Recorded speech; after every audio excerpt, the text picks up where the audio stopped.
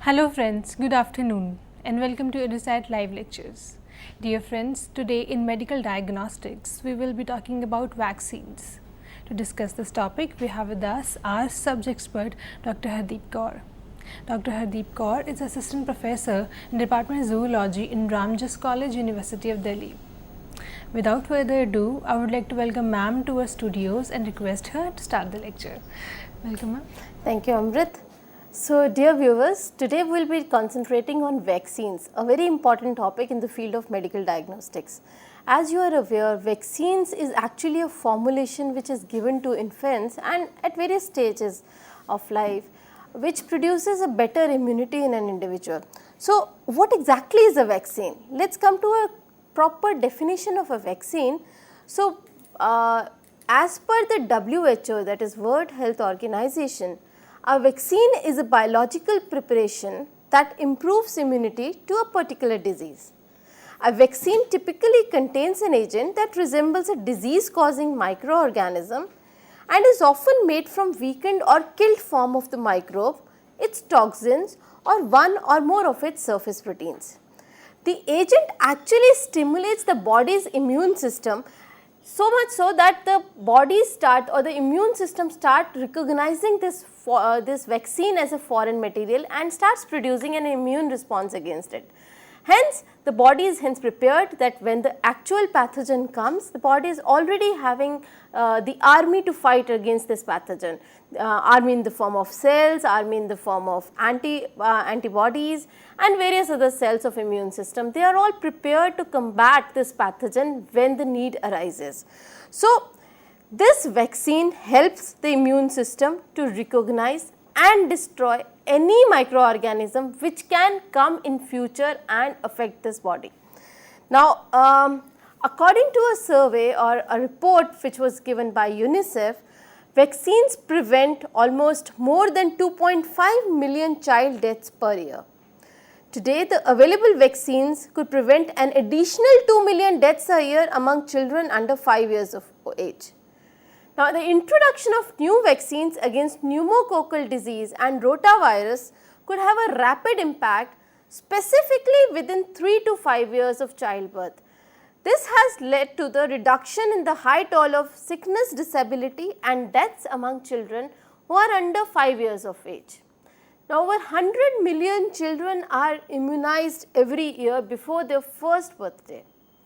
However, around 24 million children under the age of 1 year are still susceptible because they have not been immunized. So, almost 20% of children born everywhere are not still getting vaccines, which is a very dangerous situation, which is a very alarming situation, because almost 20% children are still in a place where they are susceptible to various kinds of diseases.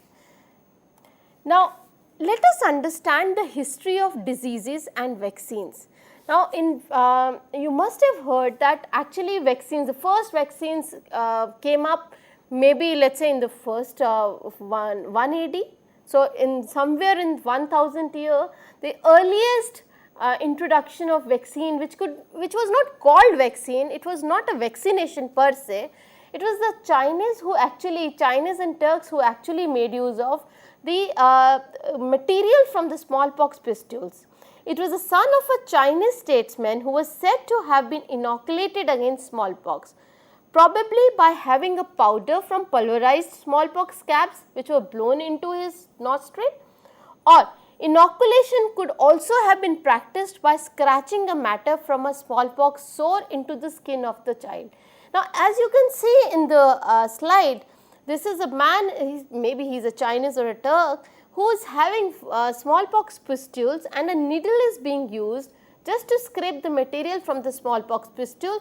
This material is being used, this technique was called variolation. Unlike vaccination, variolation is where you are using the material from the scabs of smallpox, and you can inoculate this material through putting it into the nostril or directly rubbing it against the skin.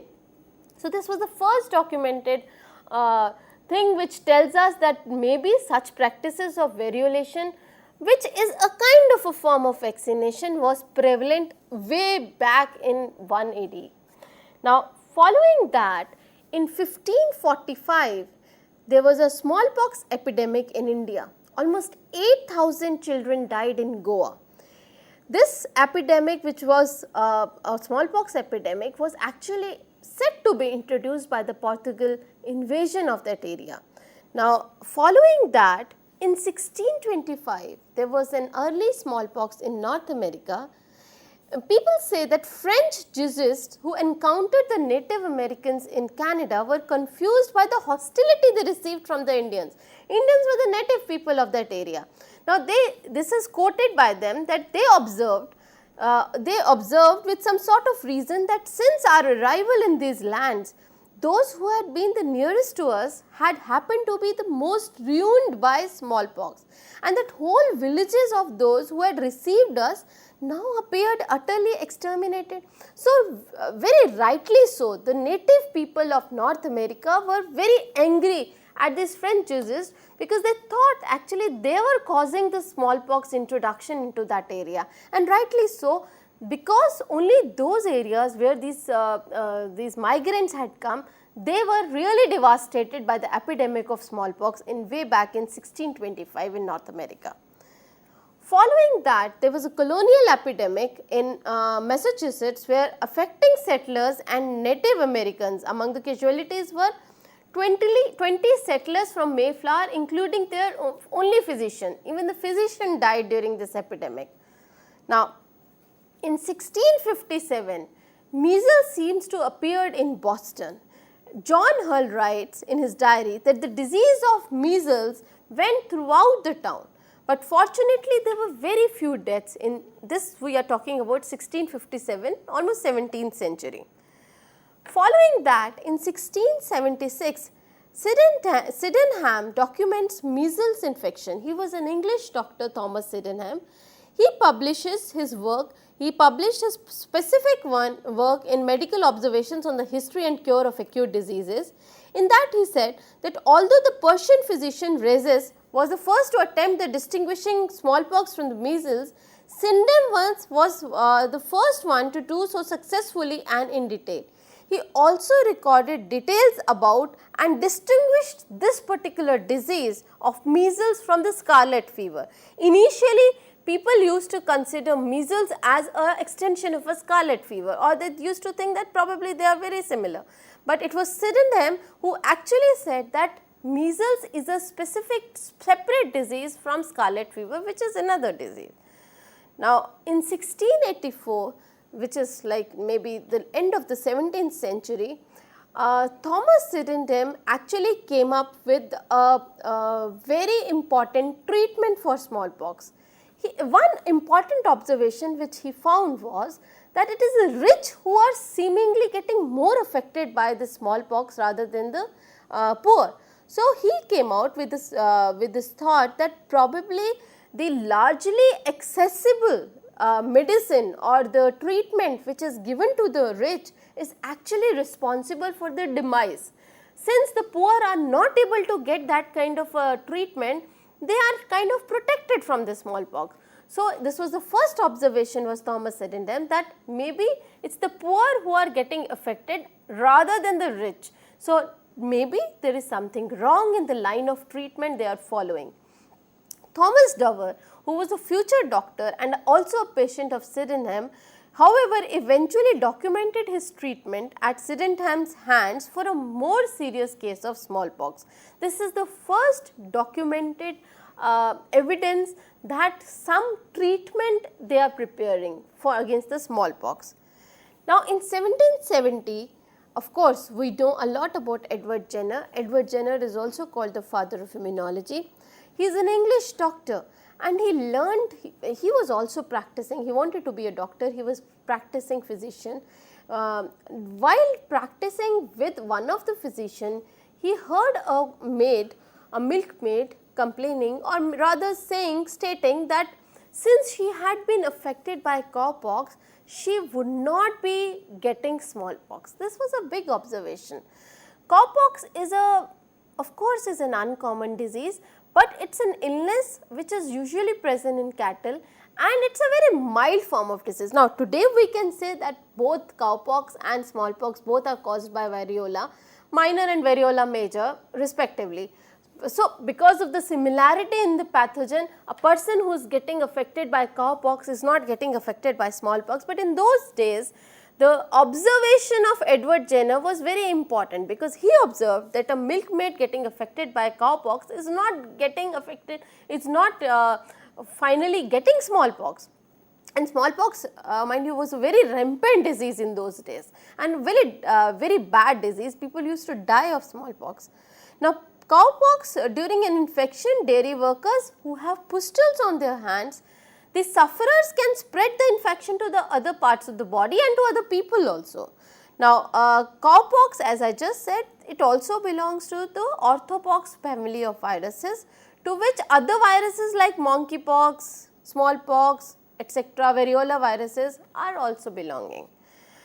Now, another contribution of Jenner was now to understand whether his theory actually works, what he did was he inoculated an 8-year-old child, his name was James Phipp, with the matter from a cowpox sore from the hand of his milkmaid. There was a milkmaid, Sarah Nelm. He took the material from the cowpox sore of Sarah Nelms and inoculated the 8-year-old James Phipp. Now, if you see in the picture, this is a very old picture. Here you will see that the James Phipp, the little boy, 8-year-old boy, is being inoculated by the material coming from the cowpox sore of Sarah Nelms. But to everybody's surprise, and of course it was a theory which was already given by Edward Jenner, the child survived and he made a full recovery. He suffered very mildly. Now, in July 1796, just after some time, maybe after 2 months, Jenner inoculated Phipps with matter taken from the fresh human smallpox pustule or sore. Now, we must understand smallpox was a deadly disease, and we know if a person who is getting affected, his pustule is having live virus, which is a virulent virus. So, when he inoculated after 2 months, initial inoculation he did with the cowpox thing, now he did it with the virulent strain of smallpox. Now, the boy did not suffer. He had a very mild infection, but he never suffered from smallpox eventually. So, this actually demonstrated the efficacy of the technique which was initially postulated or given by Edward Jenner. So, Jenner next demonstrated that cowpox matter transferred in a human chain from one person to the next, so hence provided protection from smallpox. This was a big breakthrough in that time in 1796, that is end of 18th century. Now, the first laboratory vaccine which was formed, which was actually made by Louis Pasteur. We have heard a lot about Louis Pasteur. Louis Pasteur had a tremendous contribution in the field of immunology, and of course, since immunology is too much related to medical diagnostics, so it was a big contribution in the field of medical diagnostic also. So, Louis Pasteur was the first one who actually developed a laboratory developed vaccine against chicken cholera. Now, what he actually did was, Louis Pasteur was maintaining a virulent strain of cholera which was affecting fowl. Now, what he used to do, he used to repeatedly infect a batch of fowl and they would all die. So, he would take the culture from the fowl and hence he was maintaining this culture. So, during that time he had to leave his laboratory for some time. So, he requested his assistant that the assistant should inoculate a fresh batch of fowl with the virulent cholera pathogen. Unfortunately, the assistant forgot. So, after a month, assistant again did this as he was directed to do. But to everyone's surprise, the fowl this time never died. Now, when he checked on this, Pasteur, then what he did, the chickens which showed very mild sign of disease, but they all survived. When they were healthy again, Pasteur injected them with a fresh virulent bacteria. This time chicken did not become ill at all. So, Pasteur realized that the factor that made the bacteria less deadly was maybe the exposure to oxygen, maybe the batch of pathogen actually aged during that 1 month time and hence lost its virulence. So, this is what is attenuation of pathogen or weakening of pathogen. That is what has happened. Unknowingly, he has actually developed a vaccine. So, this was the first laboratory made vaccine against fowl cholera. Now, Pasteur further successfully prevented rabies in 9-year-old Joseph Mister by post-exposure vaccination. This is the second vaccine. He is also credited for rabies vaccine. What has happened? Joseph Mister, who was a 9-year-old child, he was badly mutilated, in fact badly bitten by a rabid dog, and there was no chance of his survival. So, Pasteur had the only hope he had was through vaccination by Pasteur. So, Pasteur, what he did, he made a vaccine in which he inoculated the boy with various degree of the vaccine, attenuated vaccine. So, he felt certain that the boy would die from rabies infection if Pasteur does not do anything. He didn't.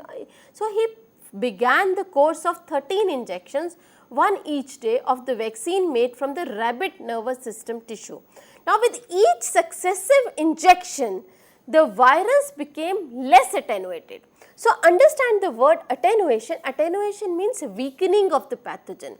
So, what he did, he made a batch of 13 injections. The first one was the highly weakened pathogen, and then this degree of weakened pathogen was decreased. So much so that the 13th injection was quite a virulent one. So, he was increasing the virulence of the pathogen in these 13. The boy eventually developed an effective immune system against the rabies and he survived.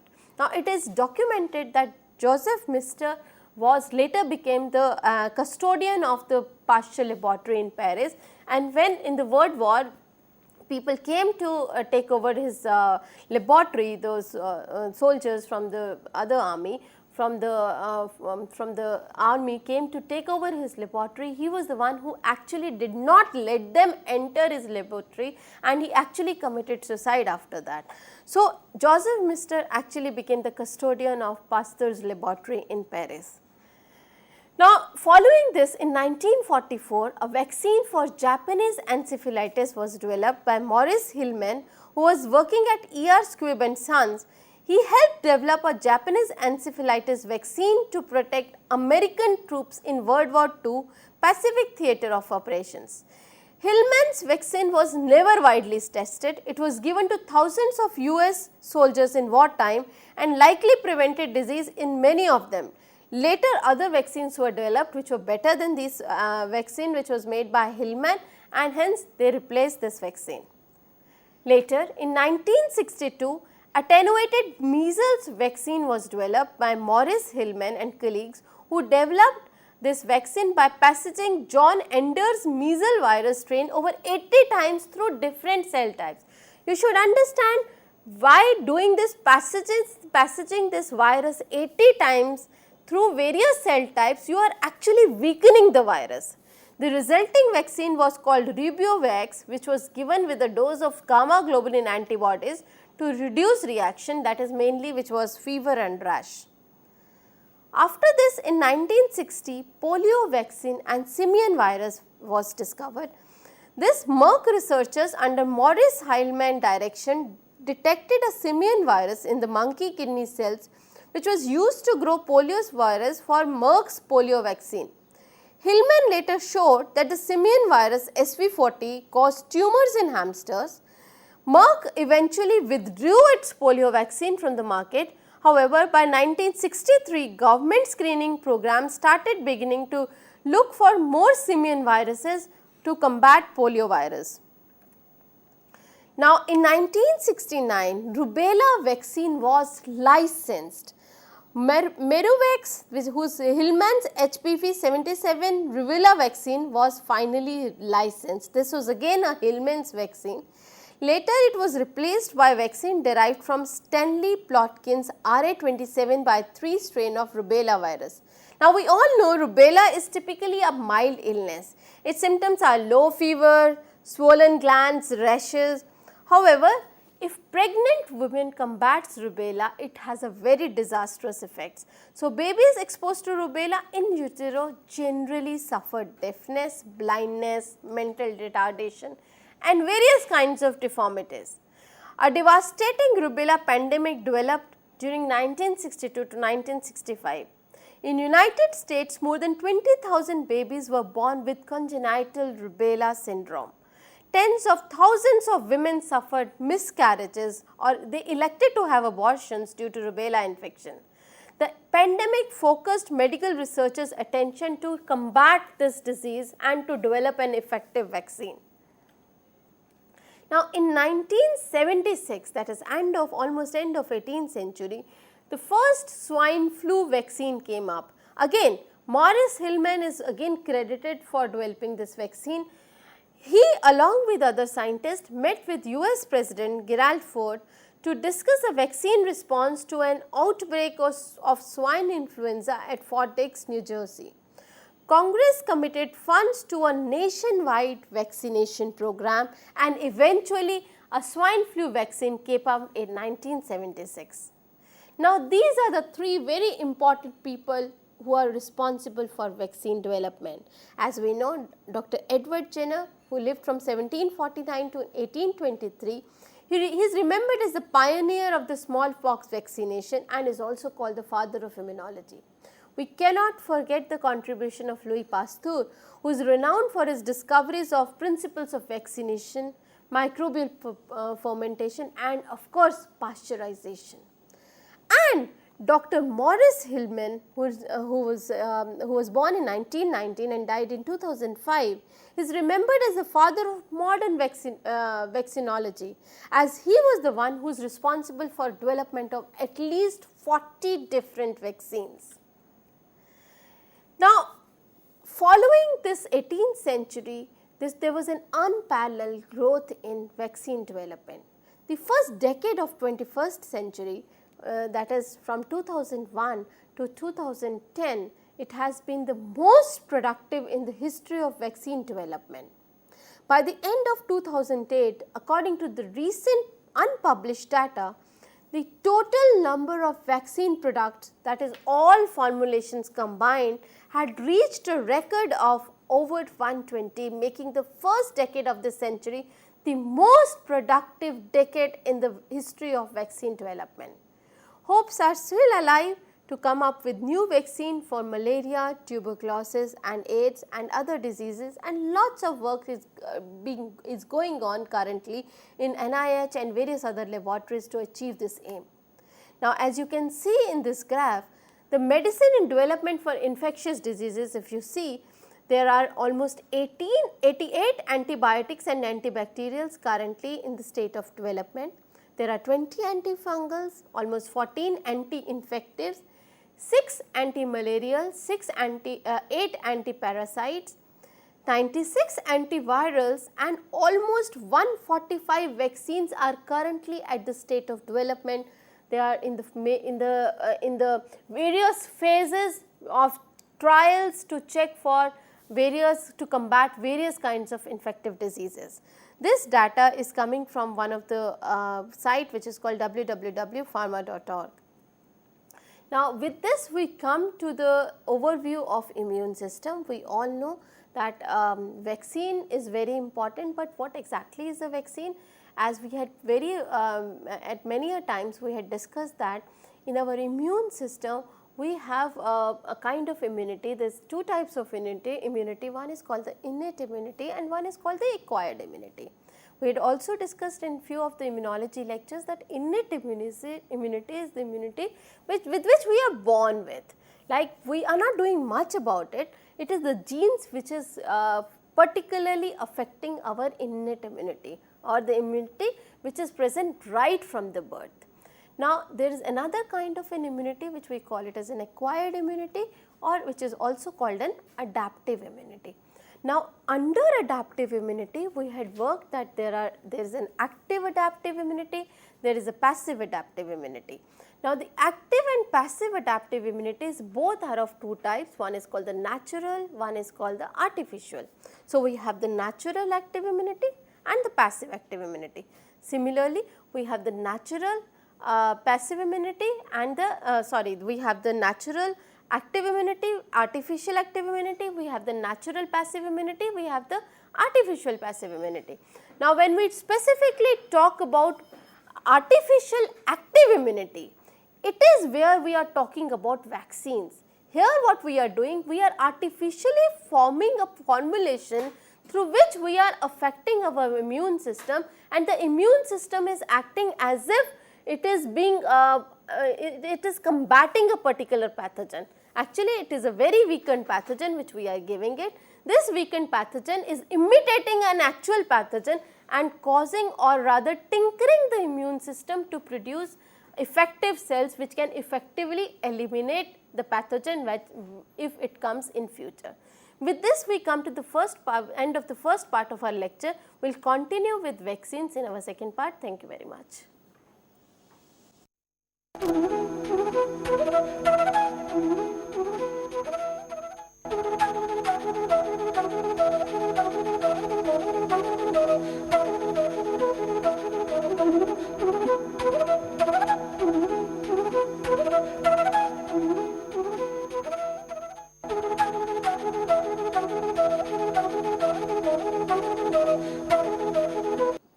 Welcome back, viewers. We are continuing with our first part of vaccines. In this particular session, we will be talking about how immune system is affecting vaccines, what exactly, where the vaccine is playing its role in immune system. We will also deal with some of the vaccines, like most of the ones which we will be talking about would be the live attenuated vaccines. So, how they developed, what is the current status. So, let us come back to it. So, let us understand what is an immune system. We know immune system has various cells. In our previous lectures, we had described the immunity, as I was telling you that immunity is of two types, innate immunity, adaptive immunity, and the adaptive immunity further is of two types, which is called active immunity and the passive immunity. The active immunity is further divided into the natural active immunity and the artificial active immunity.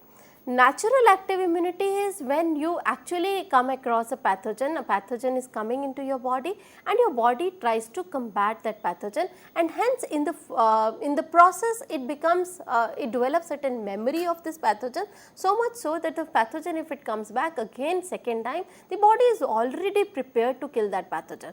That is called a natural active immunity. For example, a child having a smallpox infection, that child would once having an infection is almost protected for its entire life against the smallpox pathogen. That is a natural active immunity. There is another called an artificial active immunity, wherein we are actually imitating what is happening in the natural active immunity, wherein what we are doing, we are attenuating or weakening the pathogen using it as a vaccine, and this vaccine is put into the child, is injected into the child, and the child or the child's immune system develops certain cells. The cells becomes active, they combat. Since this is a weakened pathogen, it is likely not to cause any infection within the child.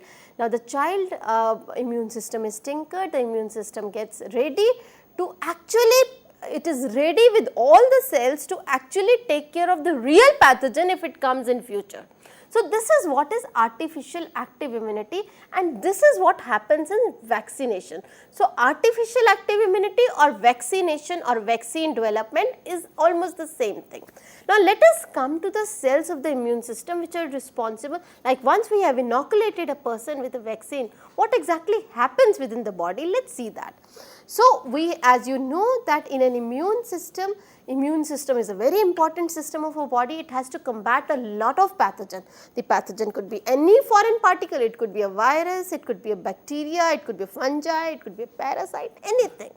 Anything foreign which does not belong to your body is an antigen for our immune system. So, to prepare itself against a pathogen, there are many cells within the body. Now, we have again two types of immunity, the cellular immunity, the humoral immunity. Now, the cellular immunity, these again are to the two types of the adaptive immunity, two parts of the adaptive immunity. The cellular immunity could also be involving phagocytes, T cells, T helper cells, T cytotoxic cells and other cells. But when I am talking about humoral immunity, I am talking mainly about the B cells or B lymphocytes. The details of all these cells you can find in any of the immunology lectures which we have done before. Now, let us come back to this slide wherein we are showing that the lymphocytes, which is a type of a WBC, the white blood cell which is present in the blood, are predominantly of three kinds: the T helper cells, the T cytotoxic cells and the B cells or the B lymphocytes. Now, the T helper or the T lymphocytes, T helper cells specifically have CD4 receptor, while the T cytotoxic cell have a CD8 receptor, while the receptor which is present on B cell is an antigen binding receptor which is called antibody. So, antibody is a characteristic receptor for B cell, CD4 is a characteristic receptor for a T helper cell and CD8 is a characteristic receptor for a T cytotoxic cell. Now, in this particular diagram you will see that an antigen has been internalized by a cell. Now, this cell per se can be an antigen presenting cell or it can be your own body cell. Now, if it is an antigen presenting cell, the antigen presenting cell has a tendency to show the antigen or to present the antigen to the T helper cell. Now, how does it happen? It is a big process wherein the antigen is first processed, broken down into small particles and then eventually presented along with MHC2 to CD4 molecule of which is present on the T helper cell. So, technically it is a kind of a ternary complex which is formed between the antigenic peptide, which we call it as an epitope, along with MHC2. Together they are being presented to the CD4 receptor which is present on the T helper cell. So, such cells who are capable of taking up the antigen, processing it, presenting it are called antigen presenting cells. They can be B lymphocyte, they can be certain macrophages, few cells. Now, on the other hand, the T cytotoxic cells take care of those cells which are your own body cells, right. It is your own body cell, it is your cell which have gone hayway. Like it could have gone hayway because it has maybe undergone transformation or has a capacity to become cancerous cell, or this transformation may be due to a viral attack. The virus has come inside, hijacked the complete machinery of the body cell, and this body cell now becomes a target cell because the T cytotoxic cell is going to target it. Now, what happens within this cell? This target cell or your own body cell which has gone hayway, this particular cell is as you know, is the virus has come inside it. The virus is broken down into particles or small peptides or epitopes or antigenic determinants. It is the same name for the smaller peptide of the pathogen molecule. This particle along with MHC1 is being shown to CD8 receptor of the T cytotoxic cell. So, technically what is happening, again a ternary complex is being formed between the epitope, that is the antigenic determinant or the smallest peptide which has been processed out of the antigen by the target cell, and along with MHC1 it is forming a ternary complex with the CD8 molecule of the T cytotoxic cell. Now, as you can go back to, if we go back to the slide, the T cell receptor is recognizing the antigen which is bound to the MHC molecule. Now, once this complex is formed, what happens? The T helper cell gets activated. Now, once the T helper cell gets activated, it produces certain cytokines. These cytokines have various important functions. These cytokines can actually affect the B cell, hence the name T helper cell. Help means it is providing help to the B lymphocyte. So, this cytokines which is secreted by the T helper cell is actually either affecting the B lymphocyte or it is affecting the T cytotoxic cell. Now, the T cytotoxic cell further, it can directly kill the pathogen, while on the other hand the T helper cell is just providing a cytokine help. So, as you can see, the activated T helper cell is secreting cytokines that is contributing to activation of B cell, T cytotoxic cells and other cells. Now, in the lower part you will see this cell mediated response is actually leading to humoral response. The cytokine is affecting the B cell, the B cell is getting activated, the B cell actually can become a plasma cell or a memory cell. Now, if it becomes a memory cells, the antibodies that is produced will be remaining on the surface of the memory cell. However, if it is converting into a plasma cell, it becomes a active antibody producing factory. A lot of specific antibodies will be produced. These antibodies will go into the blood or the serum and will take care of all the antigens which are still, and it is a specific antibody. So, it is producing a specific antibody and that antigen is finally removed from the bloodstream. This is how the entire immune system is taking care. So, once we are clear about how the immune system is functioning in our body, we can understand how vaccine is helping in tinkering this immune system and hence producing and making us ready for a real attack.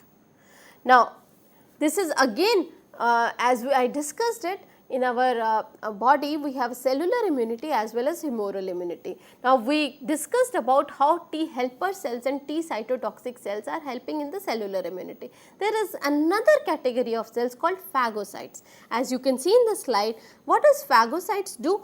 Phagocytes, the bacterium becomes attached to the membrane evagination, which is called the pseudopodia of a phagocyte. The bacterium is ingested, hence forming phagosome. This phagosome fuses with the lysosome which is already present within the macrophage, and hence it forms a phagolysosome. The lysosomal enzymes finally digest the captured material and final digestion products are hence released from the cells. In this way, the phagocytes are actually killing the cell. In fact, the phagocytes form the first line of defense in our body. The moment a pathogen enters, it does not take care what kind of a pathogen it is. It just has to, as the word phagos means I kill, I eat. So, phagos means to devour. So, its only purpose is to pick up the foreign material and digest it completely and throw out the digested product. That is the function of phagocyte. So, it is again a very important component of the cellular immunity in our body. Now, how the vaccines are coming into the picture? We have understood how the immune system is working when a pathogen is entering our body. Now, where is vaccine helping us? So, if you see in this slide, vaccines prevent diseases as vaccines contain the same antigen or maybe a part of an antigen that is causing the disease. Now, as you can see on the right hand of the slide, you have a measles virus. Now, what we can do is we can actually attenuate, that is attenuate means weaken this pathogen. We can use a live attenuated virus or we can completely inactivate the virus by killing it, by giving it such treatment so much so the virus does not survive. So, we have two options, either we totally inactivate or kill the virus or we attenuate the virus. Attenuate means weaken the virus by certain mild treatment where the virus is not as virulent which is able to cause the disease, but it is not completely dead also, it is still considered as a live virus. Or alternatively, if we know which part of the virus is important in producing an immune response, we can take a part of that virus. So, this further ensures that since it is not a complete virus, it is only a part of the virus, the disease formation or occurrence of disease, the chances of it is completely eliminated. So, either of the ways, by inactivating the virus, by attenuating the virus or by taking a part of the virus, we can use it as a vaccine. So, coming back to this slide, we are using a part of the vaccine of the virus as an antigen. This virus, attenuated virus, is now considered as, is called a vaccine. we inject this attenuated virus in the human, and you can see that a specific antibody against this vaccine, against this attenuated virus is produced in the bloodstream of the human. For example, measles vaccine contains measles virus, but the antigens in the vaccines are either killed or weakened to the point that they do not cause the disease. So much so that if we are giving a live attenuated virus, you might have a very slight manifestation of the disease. Maybe the child develop a little, maybe a fever of very less fever, but it's just it's actually an indication that actually the vaccine is working inside the child. So, by this technique, we are actually tinkering the immune system to produce a specific antibody against a pathogen. Pathogen in this case is an attenuated or weakened or killed or a part of the virus or the pathogen. Now, this is how the vaccine actually works within a human. Now, let us come back to this, this graph.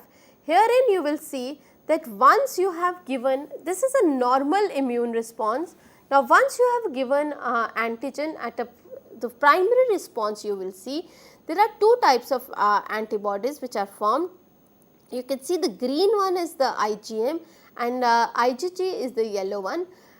IgM is actually called the antibody of the primary response. Now, when the first, when the body or when the human or when an individual is encountering the pathogen first time, there is a predominance of IgM antibody.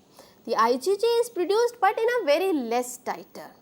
Now, after some time, if this same antigen comes back again, or we are giving another booster dose, let us say we are making that body encounter this pathogen again second time, you will see in the graph the titer of IgM decreases, but the titer of IgG, titer here means the number of IgG which is produced, that increases tremendously. As you can see in this slide, if you see the graph, the IgG has increased tremendously. So, in a secondary response, IgG is the predominant antibody, while in the primary response, IgM is the main antibody. Now, this is just after first and the second encounter.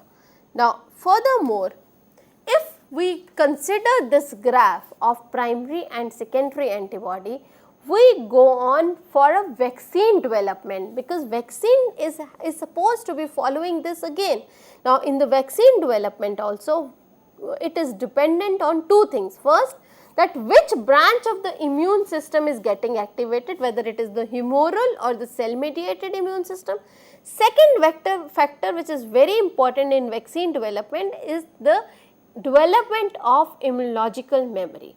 Now, if you see, if we are treating a person with a vaccine, again vaccine can be live vaccine, live attenuated vaccine or a killed vaccine, you will see that within the first 2 weeks there is a increased level of serum antibody which is produced. Now, the black on the curve, as you can see, is the antibody titer, and you can see within first 2 weeks the antibody titer has increased. You can please check the graph.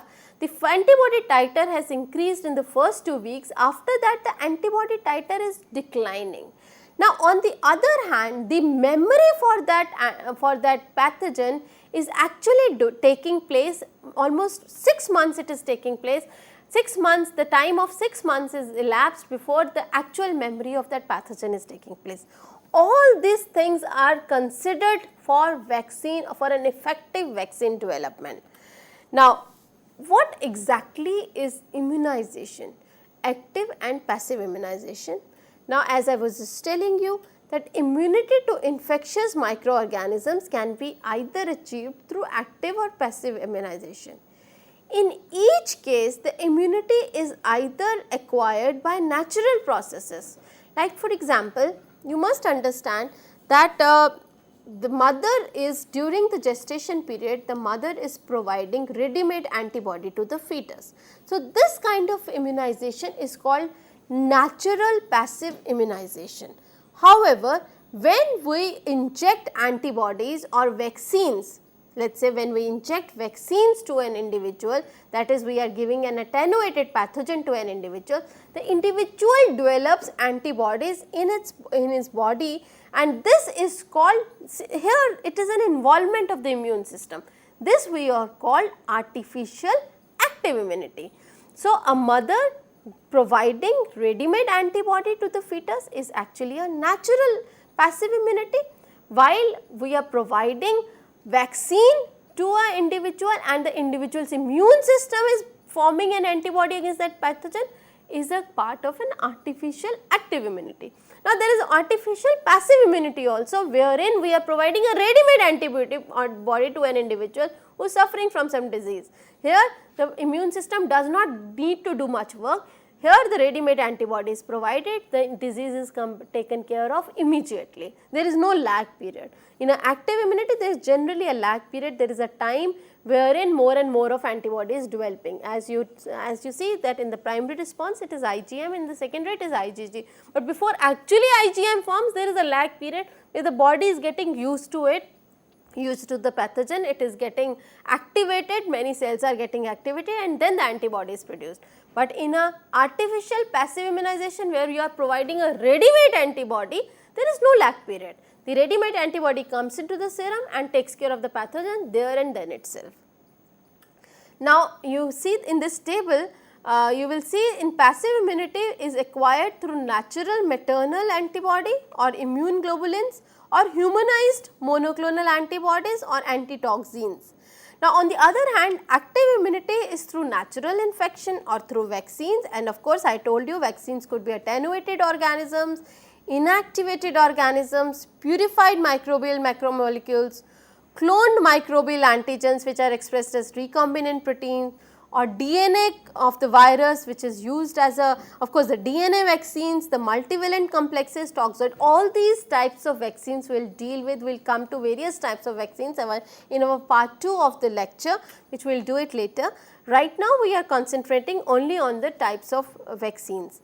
Now, passive immunization involves transfer of preformed antibodies.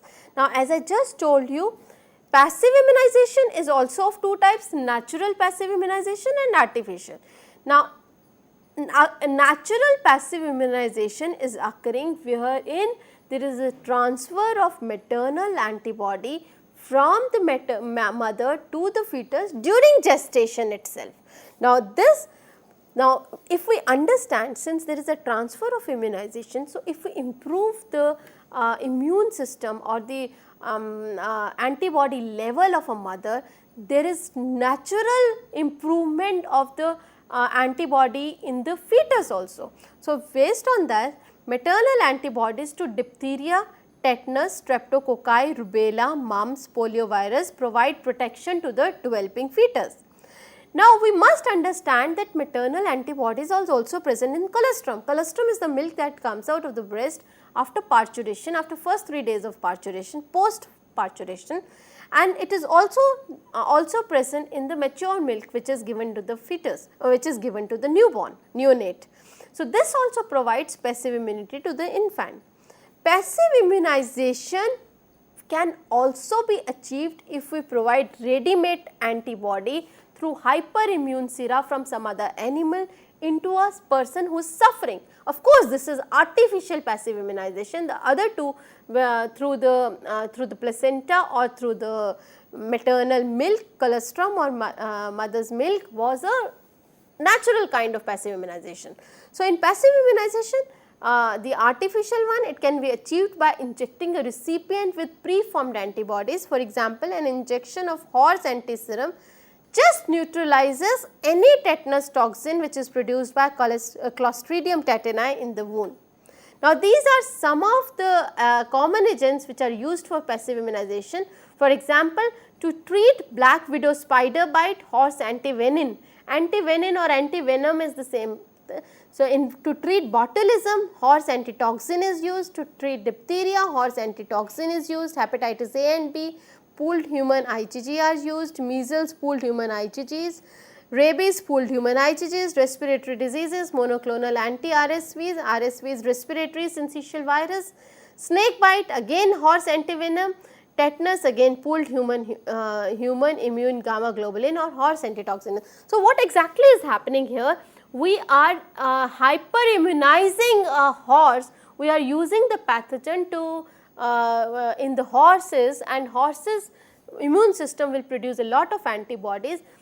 More and more of in activating the immune system of horse will lead to too much of antibodies. These antibodies are taken out from the horse serum and utilized in treating the person suffering from a particular disease. Now, this is the way how commercial antivenom production takes place. As you can see, there are 4 stages. At stage 1, that is stage A, which is acting at serpentarium, the venom preparation is taken place. In stage B, which is taking place in the countryside, hyperimmune sera or plasma is produced in the horse. In the stage C, this hyperimmune sera is taken out from the horse, it is processed in the plant where antivenom production is taken place, and finally the formulation which is formed or the product which is formed is marketed and is given to the individual who is suffering from a particular disease and maybe who is immunocompromised and need a ready-made titer of antibodies immediately. So, these are the various stages which we are coming to, and then let us come to active immunization. How active immunization is different from passive immunization? So, when we are actively immunizing, it is very successful. A subsequent exposure to the pathogen is leading to a heightened immune response. Active immunization can be achieved by natural infection or by vaccines. However, in active immunization, the immune system is playing an active role. The immune system, which is composed of T and B cells primarily, and it almost always leads to memory cell formation. Now, let us see the vaccination schedule of the children which is beginning at almost 2 months of age. The recommended program involves all the vaccines, which involves hepatitis B virus vaccine, diphtheria, pertussis, tetanus combined vaccine, which is called DPT, or now these days it is called DPAT, inactivated Salk polio vaccines, measles, mumps, rubella, that is MMR vaccine, Haemophilus influenza Hib vaccine, varicella zoster vaccine, VAR vaccine, the pneumococcal conjugate PCV vaccine. These are the normal vaccines which are definitely to be given to the children post 2 months of age.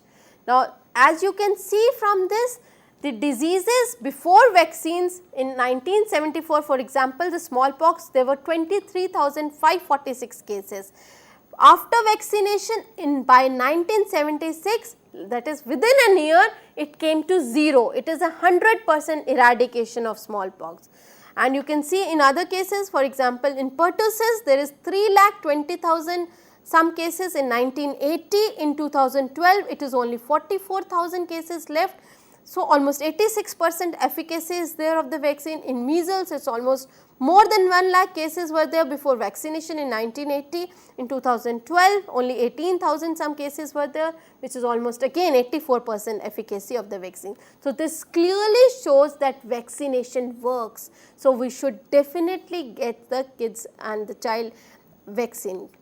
So, these are the sequential stages of vaccine trials. We have various phases. Once we have got a potential candidate which can be treated as a vaccine, we have various phases. We have phase 1 trials, phase 2 trial, phase 3 trial. Of course, these are generally the human trials wherein the initially the titer is very less. We are looking at very few things in the properties of the vaccine. As we go further, finally phase 3 trial, we are looking at even the side effects of the vaccine.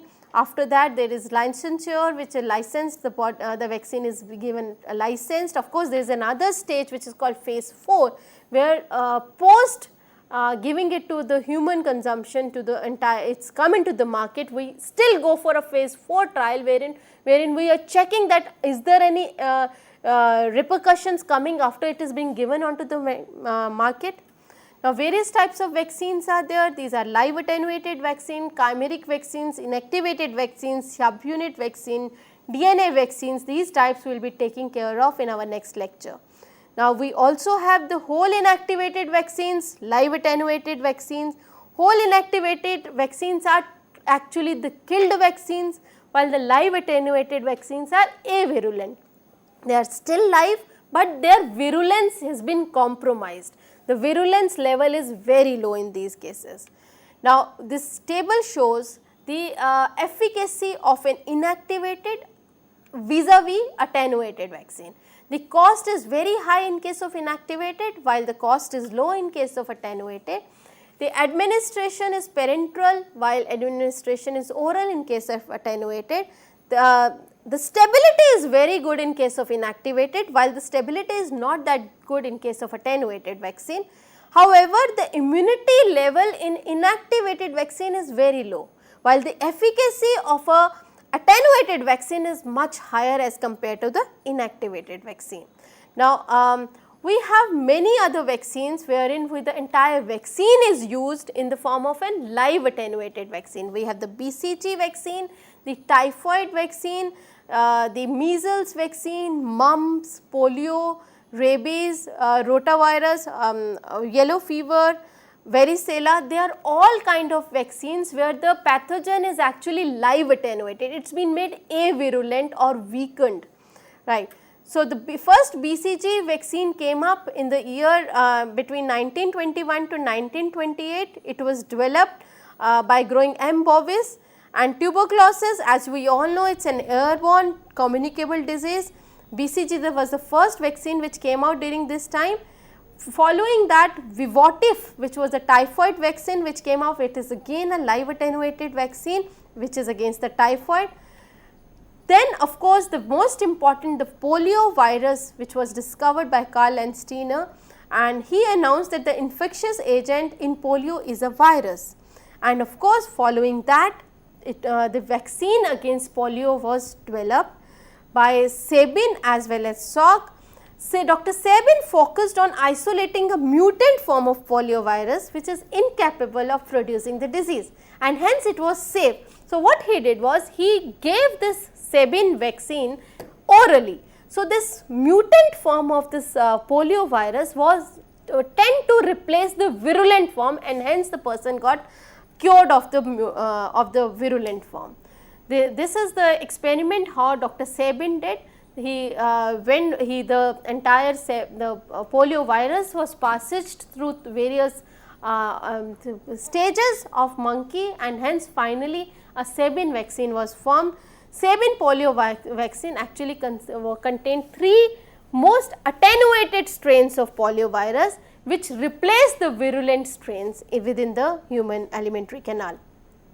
Now, as you go further, now polio is thankfully eradicated from India, and we will see that this pulse polio immunization program was launched in 1995, and now right now as per the WHO it is almost eradicated in India.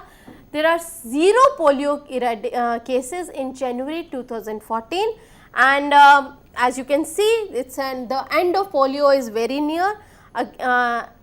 Again, congratulations India, for the last 3 years none of the polio cases have been reported.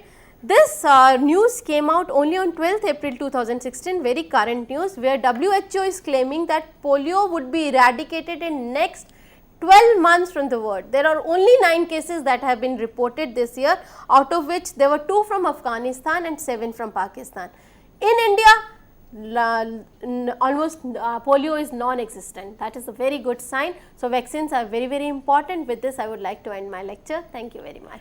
On that note, I would like to thank ma'am for this very enriching discussion, and thank you dear friends watching our show. Stay tuned and keep watching. Thank you.